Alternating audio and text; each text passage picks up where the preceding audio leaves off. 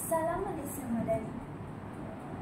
Terbang indah si burung kenari, bunga seroja di atas para.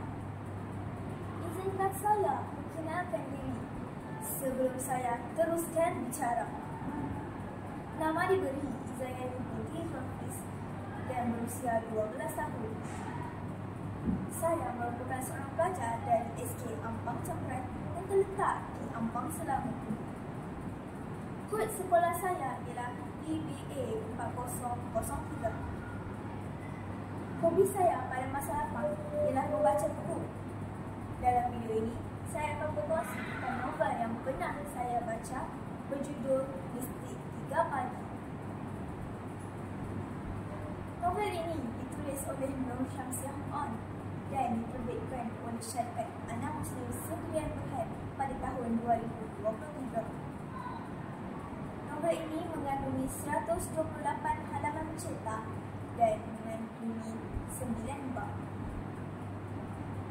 Sebelum saya teruskan dengan plot-plot menarik dalam cerita ini, saya terlebih dahulu akan memperkenalkan watak utama dalam cerita ini, iaitu Mia dan Kia.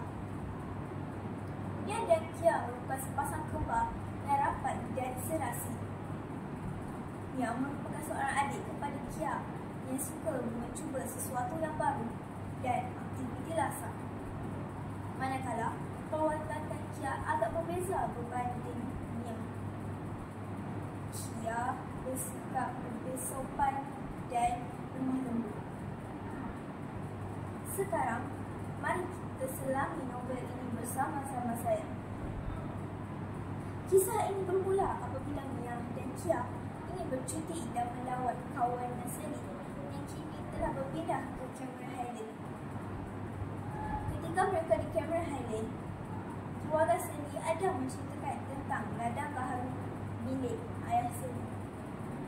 Ladang gaharu milik ayah Sally mengalami kerugian akibat kayu gaharu yang dicuri. Lebih membimbangkan, terdapat penampakan seekor mawas berkeliaran di sekitar perkampungan orang asli dan ladang gaharu tersebut. Setelah mendengar cerita daripada keluarga Sally, Mia dan Kia membuat keputusan untuk menyiasat perkara tersebut. Sepanjang penyiasatan dijalankan, banyak keadaan yang aneh, menyeramkan dan mencemaskan. Walaupun terdapat pelbagai cabaran yang dihadapi oleh mereka, namun mereka tetap tidak berputus asa dan terus menemukan misteri itu. Setelah penyiasatan dijalankan, akhirnya mereka telah mengetahui siapakah dalang di sebalik kes misteri itu. Rupa-rupanya penjahat itu telah rakan kongsi kepada ayah Sally yang juga merupakan pemilik ladang gaharu itu. Setelah semua ini terbongkar, penjahat itu menculik Mia dan Kia. Bermula adegan cemas di mana penjahat itu ingin memberontak Mia dan Kia ke dalam gaul. Mujur pihak polis tiba tepat pada masanya dan menyelamatkan pasangan kembar itu. Akhirnya, penjahat itu pun ditangkap. Daripada cerita yang saya ceritakan tadi, banyak pengajaran yang boleh kita ambil dan dijadikan iktibar.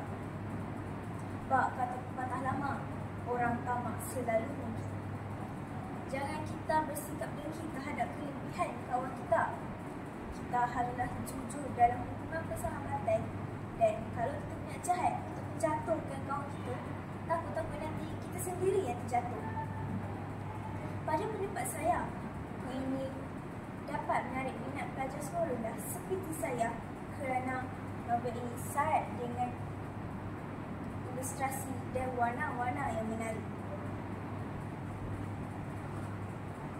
Selain itu, gaya bahasa yang digunakan juga mudah untuk difahami dan ada diselitkan nilai-nilai keagamaan yang dapat membentuk akhlak mulia dalam diri kita.